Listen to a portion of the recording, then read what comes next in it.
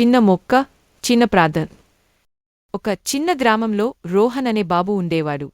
అతనికి తన అమ్మమ్మతో తోటలో ఆడుకోవడం చాలా ఇష్టం. ఒక రోజు రోహన్ అడిగాడు, అమ్మమ్మ మొక్కలు ఎలా పెరుగుతాయి?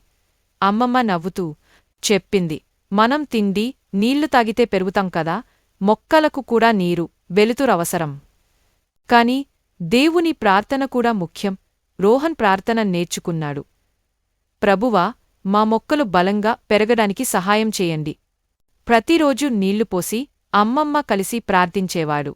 కొద్ది రోజుల్లో మొక్కలు మొలకెత్తి ఆకులు వచ్చాయి. రోహన్ ఆనందించాడు.